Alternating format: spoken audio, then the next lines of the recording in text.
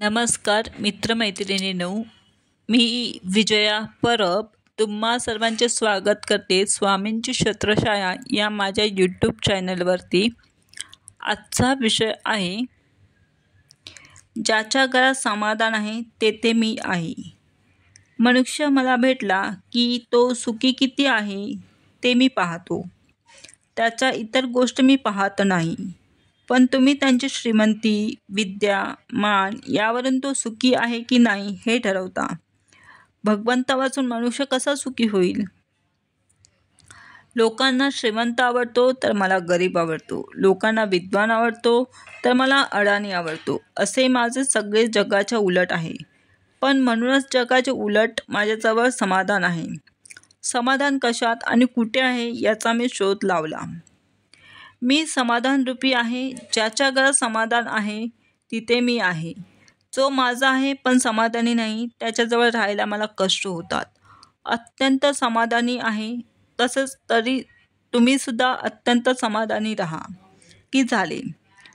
आजपर्यंत मी एकच साधन केले, कुणाचे मन दुखवले नाही आणि एका नामा वाचून दुसऱ्या कशाचीही आठवण ठेवली नाही। माझ्याजवळ काय आहे ते सांगा। विद्या नाही, पैसा नाही किंवा कला नाही, पण सर्वांवर मी अत्यंत निष्कपट प्रेम करतो। त्यामुळे लोकांना मी हवासा वाटतो आणि त्यांना माझा आधार वाटतो। जगाचा स्वभाव मला पक्का माहिती आहे, म्हणून आजपर्यंत मला कोण काय म्हणतो हे मी पाहिले नाही। मी त्याला काय सांगायचे एवढेच मी पाहिले। माझे सांगणे ऐकल्यानंतर पुन्हा तुम्ही ऐकायला येता याची 3 कारणे असू शकतील। पहिलं, मला चांगले सांगता आले नसेल। दुसरे, तुम्हाला ते समजलं नसेल, किंवा तिसरे, सांगितलेले तुम्ही विसरला असाल। तुम्ही माझ्याशी अगदी स्वाभाविक रीतीने बोलावे। आपण आपल्या घरातल्या माणसांशी जसे बोलतो तसे अगदी आनंदाने, आपलेपणाने बोलावे। पण माझ्याशी कुणी कसाही आणि काहीही बोललात तरी मला जे सांगायचे आहे तेच मी त्याला सांगत असतो। मी एखाद्याला सांगत असताना याने माझे ऐकलेच तर याचे कल्याण होईल असे आपोआपच माझ्या मनात येते। माझे जो ऐकेल त्याचे खास कल्याण होईल याची मला खात्री असते। पण कल्याण म्हणजे प्रपंचातील सुधारणा नसून आहे त्या परिस्थितीमध्ये समाधानाने राहणे होय। माझ्या माणसांच्या प्रपंचाला मी मदत करणार नाही असे नाही, पण त्याचा प्रपंच त्याच्या परमात्म्याचा प्राण घेईल इतकी मी मदत करणार नाही। अशी केली नाही तर तो रडेल।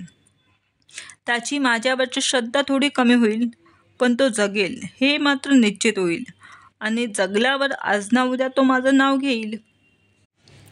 रोगी मेल्यानंतर त्याला औषध देऊन काय उपयोग आहे? मी एकदा बीज पेरून ठेवतो, आज ना उद्या त्याचे झाड झाल्याशिवाय राहणार नाही। आत्तापर्यंत मी नामाशिवाय दुसरे काही सांगितलेच नाही।